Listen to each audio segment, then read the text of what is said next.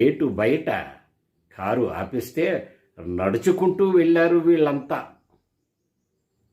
అది అవమానం కాదా? అదే సమయంలో మంచు విష్ణు కారు సరాసరి లోపలికి వెళ్ళిపోయింది. అది వీళ్ళకి అవమానం కాదా? అది సరే. ఇక లోపలకు వెళ్ళిన తర్వాత చిరంజీవి ప్రాధేయపడిన విధానం ప్రపంచమంతా చూసింది. అది ఎవరు ఒప్పుకున్నా ఒప్పుకోకపోయినా ఇది నిజం. మరి అది అవమానం కాదా? కాదంటే కాదు.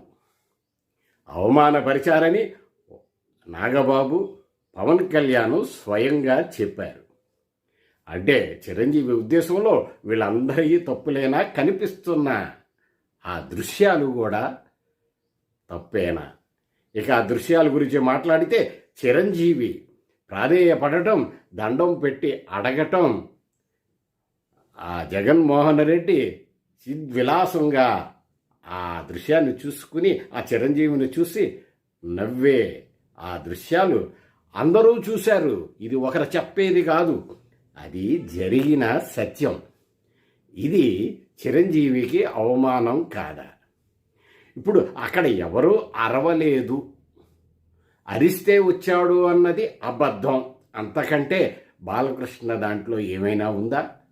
అయితే అసెంబ్లీలో జగన్మోహన్ రెడ్డిని సైకో అన్నాడు. ఈ సైకో అన్న మాట ఎన్నో ఏళ్ల నుంచి నలుగుతుంది. ఎందుకంటే వైజాగ్లో ఒక డాక్టర్ని పిచ్చోడిని చేసి చంపడం ఎక్కడో చరిత్రలో విన్నాం ఇలాంటివి. ఇక్కడ స్వయంగా ఆ విశాఖపట్నంలో జరిగింది. ఇలాంటి ఘోరాలు ఎన్నో. బాబాయి హత్య ఇవన్నీ పక్కన పెడితే ఆయన పరిపాలనా విధానాన్ని బట్టి తెలుగుదేశం వాళ్ళు ఒక పాట కూడా రిలీజ్ చేశారు. సైకో పోవాలి, సైకిల్ రావాలి.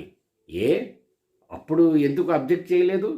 ఈ సైకో అనే పదం ఆయన చేసిన కొన్ని దుశ్చర్యల వల్ల వాళ్ళు అన్నారు కూడా. ఇప్పుడు కొత్తగా బాలకృష్ణ అన్నదైతే కాదు.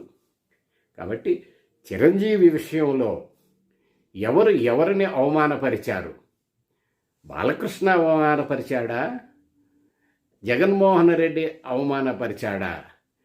ఇప్పుడు దాని మీద పుంఖానుగా ఎన్నో వీడియోలు వచ్చేసాయి, చిరంజీవిని సమర్థిస్తూ, బాలకృష్ణను సమర్థిస్తూ.